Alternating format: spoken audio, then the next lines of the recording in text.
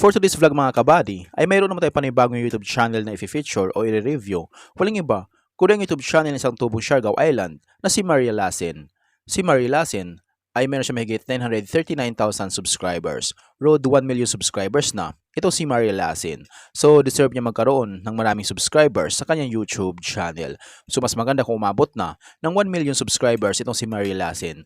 Sa mga hindi pa nakapag-subscribe sa YouTube channel ni Maria Lasin, i-subscribe niyo na yung kanyang YouTube channel. So, yung maparecord sa video nito ay ating alamin kung magkano na nga ba ang kanyang latest estimated YouTube sahod.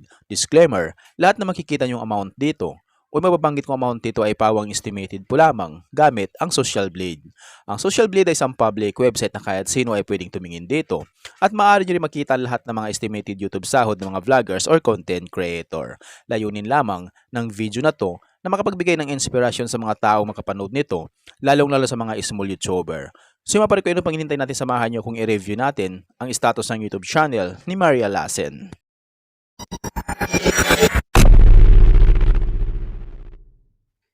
So yun mga parikoy, dito tayo sa official YouTube channel ni Maria Lasin dito sa Social Blade.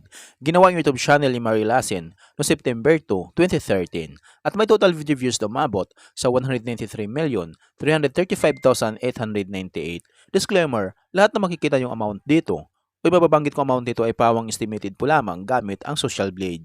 Ang Social Blade ay isang public website na kahit sino ay pwedeng tumingin dito at maaari nyo rin makita ang lahat ng mga estimated YouTube sahod ng mga vloggers or content creator. So yun mga kabady, dito sa Social Blade dashboard ni Maria Lasin, makikita natin dito na mayroon siyang 939,000 subscribers, road 1 million subscribers na ito si Maria Lasin. So deserve niya ang magkaroon ng million subscribers. At yung kanyang videos ay umabot na sa 306. Mayroon siyang total video views na umabot sa 193 million. Ginawa kay YouTube channel September 2, 2013. Total grade na nakuha siya ng letter C+. Social Blade rank pang 296,952. Subscriber rank pang 1,381. Video views rank ay pang 147,492. Country rank ay pang 271 siya sa Australia bilang isang vlogger. For the last 30 days mga kabady, nakakuha ng 8,000 subscribers ito si Maria Lasin. At nakakuha rin siya ng total video views na umabot sa 2.7 million in the last 30 days. So yung mga kabady dito sa YouTube stats sa ni Maria Lasin, dito na makikita yung mga nadagdag niyang subscribers, video views, at yung kanya naman estimated earnings. Pero ititignan natin dito mga kabady ay kanyang daily average at weekly average. So dito sa kanyang daily average, meron siyang $22 at yung highest na may mabot sa $359 i-convert na sa peso. Simula na pag-convert sa lowest na mayroon siyang $22 i-times natin sa 58 ay may siyang 1,276 pesos na posibleng kitain sa loob ng isang araw.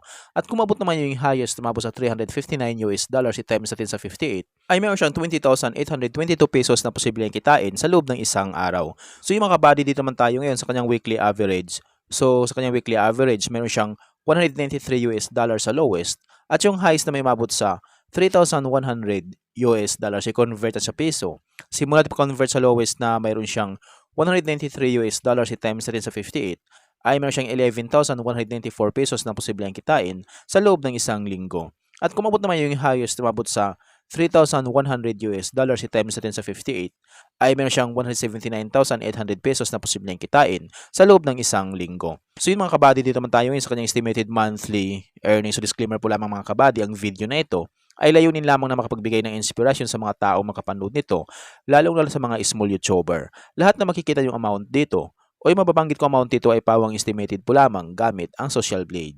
Ang Social Blade ay isang public website na kahit sino ay pwedeng tumingin dito at maaari nyo rin makita ang lahat ng mga estimated YouTube sahod ng mga vloggers or content creator. So yun mga kabady, dito sa estimated monthly earnings ni Maria Lasin, meron siyang $674 sa lowest at yung highest na may mabot sa 11,000 i-convert sa peso. Simula na pag-convert sa lowest na mayroon siyang $674 i-times natin sa 58 ay mayroon siyang 39,092 pesos na posibleng kitain sa loob ng isang buwan. At kung mabot naman yung highest, mabot sa 11,000 i-times natin sa 58 ay meron siyang 638,000 pesos na posibleng kitain ni Maria Lasin sa kanyang YouTube channel. So maparecord deserve ni Maria Lasin na magkaroon siya ng malaking sahod sa kanyang YouTube channel. Sa mga hindi pa nakapag-subscribe sa YouTube channel ni Maria Lasin, subscribe niyo na yung kanyang YouTube channel. Itong highest estimated monthly earnings ni Maria Lasin, maaaring magbabago pa ito depende sa dami ng views na makukuha ni Maria Lasin. So dahil ang sahod ng mga vloggers or content creator nakadepende sa dami ng views, hindi sa dami ng subscribers. So yun mga kabady, hanggang dito lang yung video natin. So kung mayroon kayong iniidolong vlogger na gusto nyong malaman kanilang estimated YouTube sahod, paki-comment lamang sa comment section at gagawan natin ng ganitong klaseng ori ng video. At kung nagustuhan nyo ang video to mga kabady, huwag niyo po sanang kalimutan mag-like, share at mag-subscribe sa munting channel na ito. Once again, this is Kabady Vlog. Peace out.